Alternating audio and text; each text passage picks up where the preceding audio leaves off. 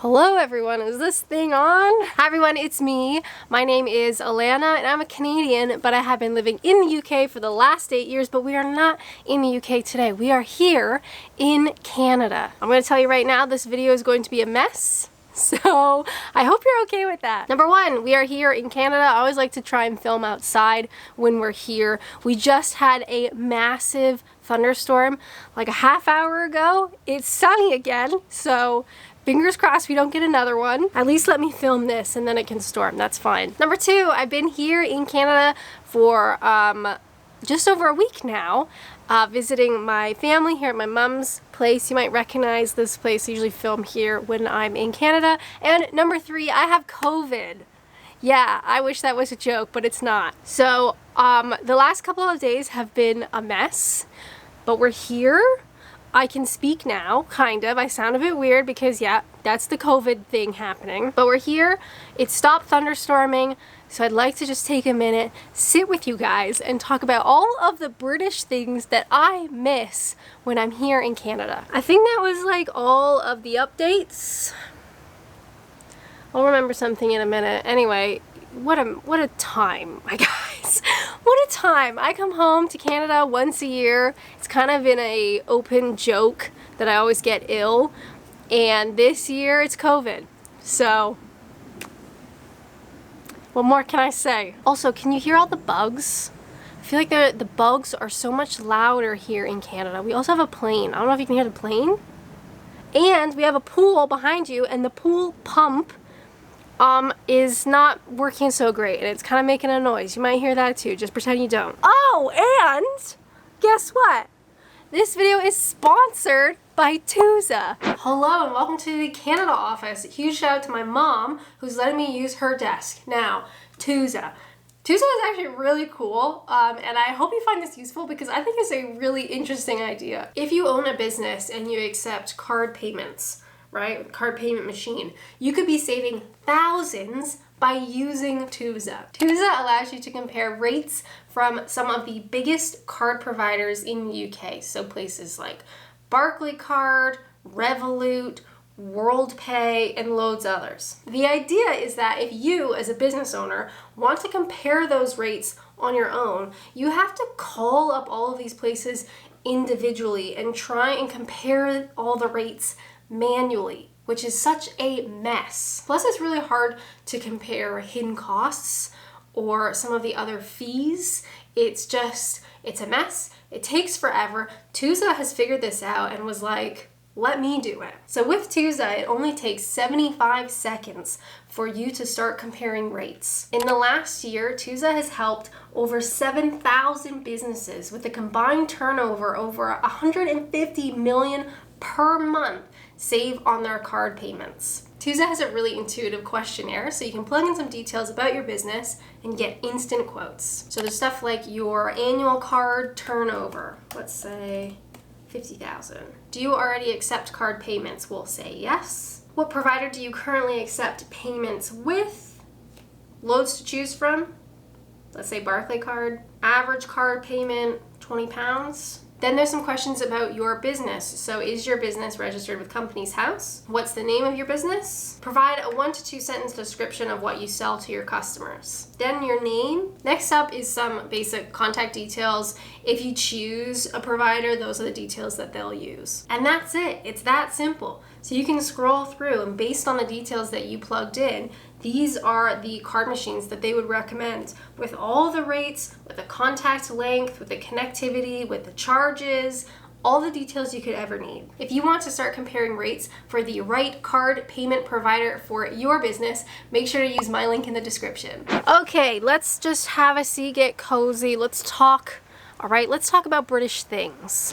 I have my list here because my brain kind of feels like mush. Like, I don't think I could remember details of most things. I have a list here, and the first one on my list that I would like to talk about that I miss: walking to places. It's to be honest, walking anywhere. So here in Ontario, I am from Southern Ontario. Ontario is obviously a very big place. I'm from Southern Ontario and I live in a town. I don't live in the country. I don't live in a big city, but I do live in a town. I can't walk anywhere. I can't walk to the post office. I can't walk to a bus stop. I can't walk to the train station. I can't walk to the shops, to the cinema, anywhere. I can't walk anywhere. And coming from a town in England where I can walk to places, and I do walk places. I don't have a car in England. I sold my car a long time ago. Not having that ability to just get up and be like, hey, I forgot something for dinner. I'm gonna pop to Sainsbury's, and I just walk there, right? I can't do that here, and it drives me insane, especially when it comes to food. I think about food a lot, so obviously food is going to come up on this list in a hot second, but the thing that I've noticed that I've gotten really bad at is I don't really like meal plan very well. So my partner and I will be like, what do you want to have for dinner tonight and tomorrow? We might do like 2 days of planning, so then one of us walks to the shop, buys some stuff for maybe 2 or 3 days, and then you go back, right? Like I like the walk. I like to get out and I like to walk, and I'll buy just like 2 things from the shop and make dinner. Here, obviously we can't do that, and I'm not driving here either. So I've been trying, to be good about like, okay, Monday, we're having this for dinner. Here's all the things we need for that dinner. Tuesday, this is what we're having for lunch, and this is what we're having for dinner. And then these are the snacks that I want, and being like really specific about writing a good shopping list, because it is not as simple as just walking back and buying a thing or 2, because it's literally not possible. And with that, number 2, wow, I feel out of breath. Oh, give me a second. With number 2, a British thing that I miss while I'm in Canada is the cost, but also the quality of food. Now, I love to eat. Surprise! You would be maybe not shocked, maybe shocked how many people email me being like, yo, you eat too much. Never asked you. I love to eat. I truly love doing taste tests. I've started this YouTube channel. One of the first few videos I was doing were taste test videos. I love trying new foods and stuff. And it's so fun and accessible in the UK. Whereas I have found here that the cost of just general food, not even like specialty stuff, not even organic stuff or foreign stuff, just the cost of general food is expensive. A couple of ones that I wrote down because I was quite surprised. Cheese. We gotta talk about cheese, cheddar cheese. This is a couple of points. Number 1, the cheese in the UK is some of the best in the world. I don't think the UK gets a lot of credit. You guys have really, really good cheese and really nice, like local, interesting, small farm kind of cheese that is accessible, and you can get it at regular supermarkets, which is very, very cool. Here, to get a block of cheddar cheese, nothing organic, nothing that great. To be completely honest, it tastes a bit plasticky. The block of cheddar cheese that we got at a budget supermarket, did I say that right? At Walmart, which is a budget place, was $8. $8 for, I don't want to like trash Canada. The cheese doesn't taste great. It tastes very plasticky to me now. $8. I also wrote down we got 4 chicken breasts for $14. 4 chicken breasts for $14 from a budget supermarket, non-organic, just regular run-of-the-mill entry-level chicken breasts and entry-level cheddar cheese. Feel like the food here is just on the whole quite a bit more expensive. Again, I don't eat organic. I don't eat organic stuff. I don't shop at like fancy places. And same in the UK. Don't really seek out organic stuff or specialty stuff. I'm talking about Tesco, Sainsbury's, Morrison's, like just your run-of-the-mill grocery stores. The quality of food there is really good. And maybe you don't appreciate it or think about it until you go grocery shopping in another country, but it is something that I've really noticed here. The cost of food and the overall quality. I feel like I've been talking for a million years. We should probably move on to the next point. Another thing that I miss about the UK when I'm here in Canada is the quirky character. Now, sometimes British people hate when I say quirky, but I just did it, and I'm gonna do it again. Quirky. The UK is old.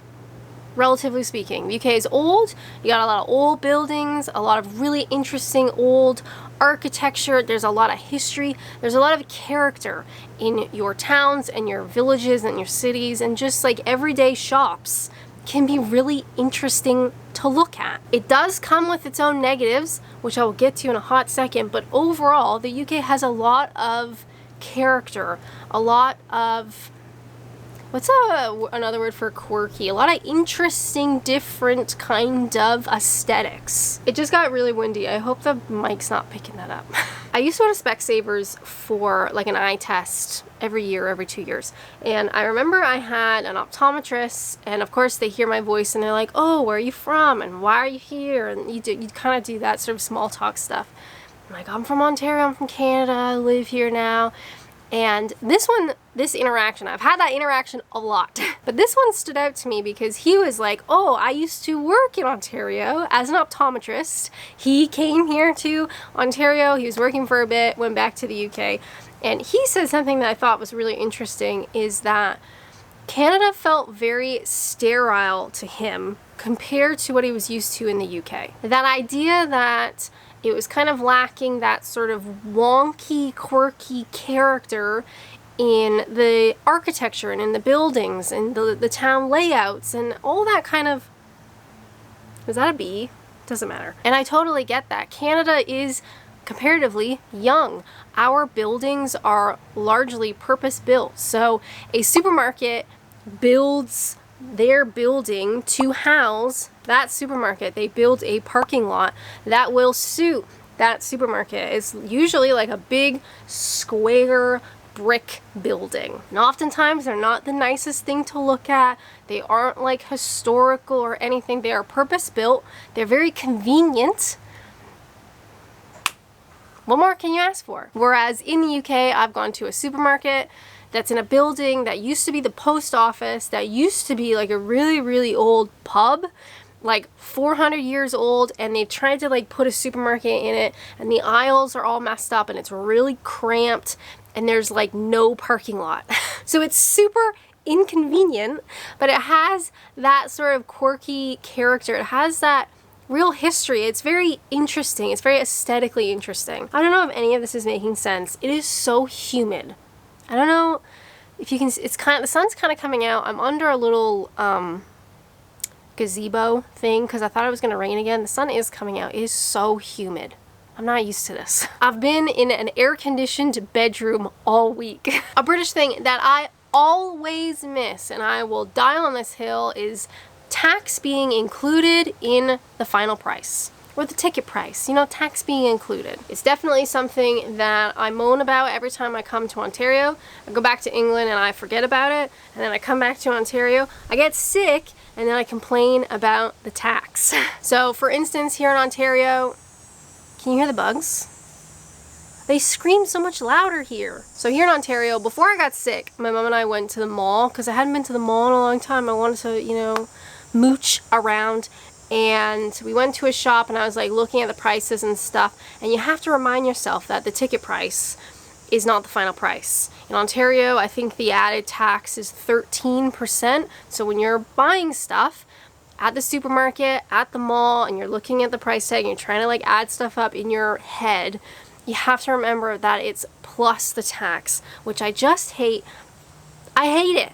Let's figure this out. I don't want to do this anymore. Next up, I don't know what number it is because mush brain. Another thing that I miss about the UK when I'm here has to do with prescriptions. And having been ill the last week, we've been talking a lot about this, and every time I think about it, it honestly makes me angry. From a very basic sort of entry-level viewpoint, healthcare in Canada and the UK is very similar. I think a lot of British people think Canada is like the US, where you're like paying at the point of entry. It's not the case. Canada, healthcare, very similar to the NHS. That same sort of vibe. They're not the same, but it's like very similar. You're not gonna go bankrupt if you have to go to the doctors or you have to go to the hospital, right? Canada, UK, similar-ish. Not exactly, because prescriptions. So I know in Wales, Scotland, Northern Ireland, you guys get free prescriptions. England, love ya.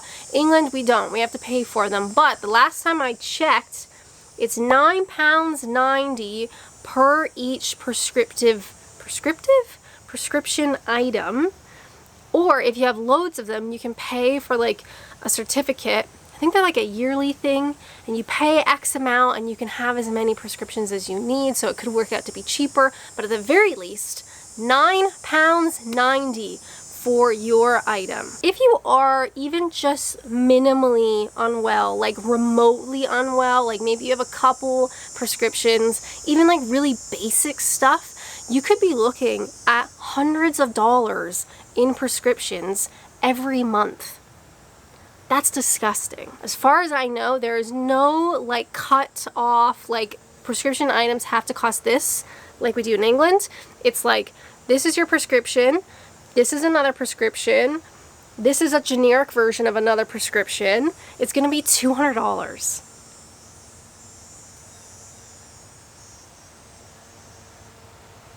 Literally gross. So I know it's very easy to talk about the NHS and all the things bad with the NHS, because hot topic, the NHS is not perfect and it certainly needs some movement. We need to kind of maybe look at that. More qualified people should look at it. However, the fact that you can go to your pharmacy in Scotland or go to the pharmacy in England. Scotland, you're going to pay nothing, right? Insane. England, £9.90, £10, all right? Compared to hundreds of dollars here in Canada. Just think about that next time you have to get prescriptions, okay? Just think about it. Oh, that really shocked me. Did you see that? I think it's a moth. Oh, he's coming back. Problem with filming out here is so distracting. I already feel like I got mushy, sick brain. I'm almost better, not quite, but we're getting there. Anyway, what was the next point we wanted to talk about? Oh, the kettle. You can't call yourself an immigrant in the UK until you complain about the kettle, and I'm gonna do that right now. My partner and I both like coffee. We have a coffee in the morning. In England, we use a V60 pour over method. So you've got a filter with like a V60 cone. You put the coffee grounds in it and you pour your kettle over top and it drips into the coffee. It's really nice. And when we come here to Ontario, we have the same setup. So we have a V60 that we leave here with like filters and everything.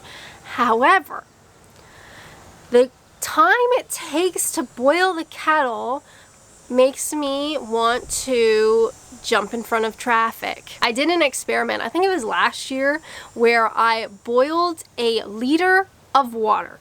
In England, it took me just over 2 minutes to boil a liter of water in our kettle. Here in Ontario, the same amount with a nice newish, pretty new kettle. Do you want to know how long it took? 6 minutes. Yes. So every time we want a coffee in the morning, waiting for that kettle to boil, not fun. And honestly, if I moved back to Ontario, I would have to change my coffee method because I literally cannot. It takes so long. It takes so long. And that's my rant. Thanks for listening. Now, there are a couple of things that don't really impact me while I'm here on holiday. Stuff like the UK has free museums. I had a museum video recently. Did you guys watch it? In the UK. Free museums. Fabulous. Canada? No. Absolutely not. Other things like in the UK, you get extensive holiday leave. Vacation time, holiday time. In Canada, no, you do not. Or Christmas markets. In the UK, you get some really lovely Christmas markets. Even little villages might put on a Christmas market. Here in Ontario, not so much. Maybe a big city, maybe you have a tiny little thing in town, but not really. But those aren't really things that impact me while I'm on holiday. They would impact me if I decided to move back to Canada.